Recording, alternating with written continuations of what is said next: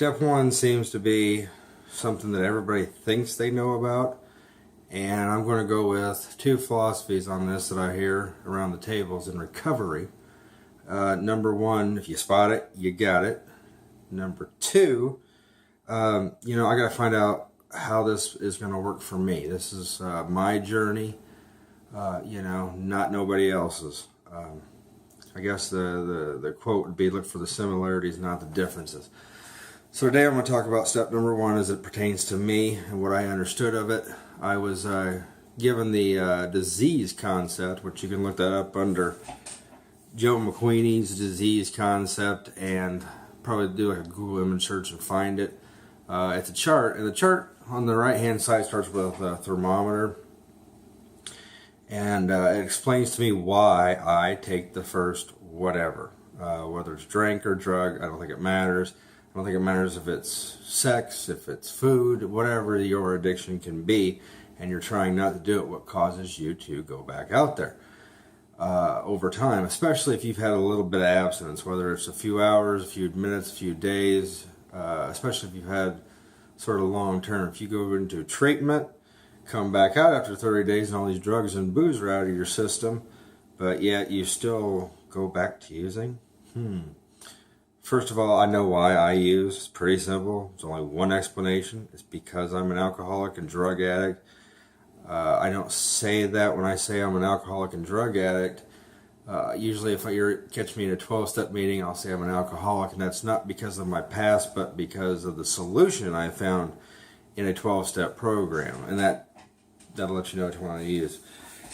Getting back to the disease concept, my disease concept, I realized that I have a barometer. I'm going to use this as an example. Funny, it's about all I've got. It's my son's glass for his juice sometimes. But this represents my emotional barometer. And I fill it up with happiness, sadness, resentments, fear, insecurities, dishonesty, all this stuff. A normal person, their cup empties over time. Mine, I don't know how to empty it. So when I found booze and drugs, I realized one important thing. For a while, it seemed like my cup might have went down, or I didn't care about the cup at all. Boom.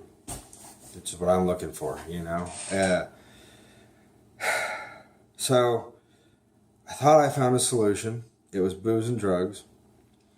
But once my cup got full and I took that first drink, something different happened to me than a normal person. A normal person might have problems. Their cup might seem full for the time. Everybody has problems, right? I hear normal people have a cocktail or two, but they stop. That's kind of a new concept to me, too. Where I'm a little different than everybody else. I keep going. The next thing you know, it's a cycle. And what happens to a cycle? You start going around, coming back to good old shot glass. Oh, I need my cup.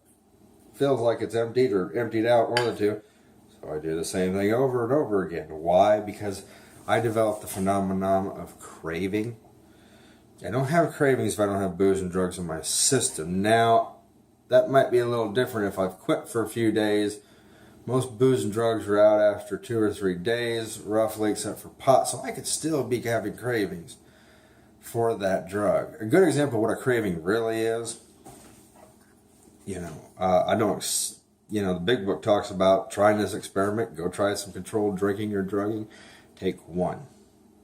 Okay? And as soon as you take that one, you need another. That's the difference between me and a lot of other people. Physically, I need it. My body says, well, that was one. Now I need 1, 2 more. If I need 2 more, I can never satisfy that equation. There's always one more that I couldn't satisfy. And it's a never-ending cycle. So the more I do, the best I could ever hope for is I either A, passed out, or B, die, or probably go to jail. C. Those are kind of my options. And in order to really stop, especially towards the end of my addiction. So, as the pattern goes, every day you get up, you start to cycle over. Take the first 1 or 2, whatever, it feels like it solves the problems, and after a while, of course, it stops solving the problems, so you need more and more and more, and then eventually it just doesn't do it, but for some reason, I keep going anyway. Wow, that sounds like insanity. But the cycle goes over and over and over. And what does that look like? If you drew this on a piece of paper, it looks exactly like my life getting flushed down the toilet. It made a lot of sense to me. And what happens? Jails, institutions, or death. That's at the bottom of the toilet for me using. I'm not talking about normal people. I'm not talking about people who do drugs recreationally and stop at some point. I'm not talking people who do it hard and have a normal life. That's not me. So eventually, something's got to happen. Whether it's abstinence on my own and I'm just trying to hold on to white knuckle, jails, institutions, and death, something stops me. Going to rehab. That's a great way to stop, but it's not staying stopped, because guess what? My cup again still probably is full, and for a short time it seems okay, but whether it's a day, a week, a month, 25 years, the cup still has something in it, and I don't know how to get it out. That's me, and that's really what we talk about, the mental obsession. I obsess about how to get my cup empty, how to feel good. How to relieve my stress and my pain and all of that that's in this little cup, See, I can do this. It's like a Dairy Queen. Doesn't get empty. So, I stopped. I still obsess about it. I still think at some point this is going to solve my problems. Maybe I don't. Maybe I just really honestly believe I'm done.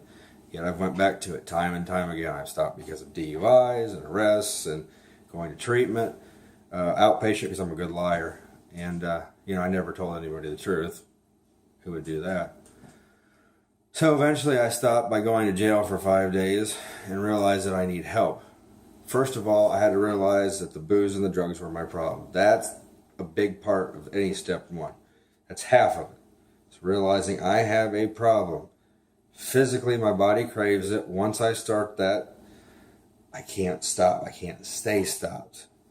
Then there's the other half. When I'm stopped, I obsess about it. How to get it, how to deal with it, how, it's gonna be my answer someday. So something's got to change. And unfortunately, time does not heal all wounds for somebody like me. Here's where I see a problem, and I'm just as guilty as everybody else. I realize I have a problem, but here's something that I tried before that got me back out there. I'm going to manage it. Maybe I'll just go to a little bit of these meetings. Maybe I'll go to church. Maybe I'll try this. Maybe I'll try that. That's me still managing. I'm powerless over blank dash that my life had become unmanageable. So I can't manage my own life. Me running the show does not work. And I think of a story like this. Leonardo DiCaprio, stars in movies. Martin Scorsese is the director. Martin Scorsese doesn't do both. Leonardo doesn't do both. They do one or the other very successfully. And that's what really kind of got me was, well, if I want to be good in life and I'm starring in this role of life, let me quit trying to direct it. Let me find some other way to direct it. Pretty simple. Just going to meetings, that's not doing it. I'm going to have to try something different. And that's going to be a domino. Boom.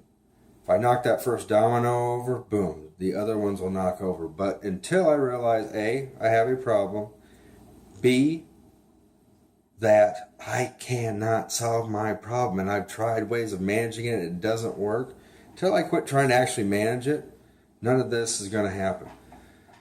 I had a friend of mine who told me, what, if I want to know how to get drunk and high, I'll ask you, stupid. But it's true. It's what I know how to do. I hear people all the time just tell me how they're not doing drugs or alcohol yet.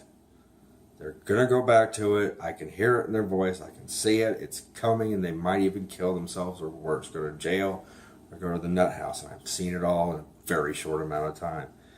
So that's step number one for me, realizing the problem, realizing there ain't nothing I can do about it. If I ain't got both of those, none of this matters, And it goes both ways. People know they have a problem, but they don't realize that it's booze and drugs. Or people know that booze and drugs are a problem, but they're going to try to still fix it themselves. Great. If you can do it, my hat's off to you. I cannot. And the sooner that I got with that, the sooner I could get over to step 2 was, I need help. That's all the problem is. It's pretty plain and simple, but what I see people a lot of times is they're missing that second part. They're still trying to run it, Guess what? We're all dope heads and addicts. That's all we know how to do. That's all we're professionals.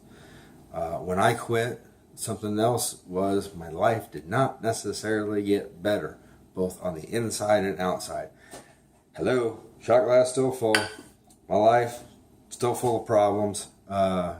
Facing a long time in jail. Actually hadn't seen my son or his mother. He ended up being born. I wasn't there. Didn't know if he was alive or dead because he was a premature baby and couldn't do nothing about it. Wait, aren't we supposed to get sober and lives get better? Well, what happens? No. Somebody like me, if my life didn't get better on the outside, how can it get better on the inside?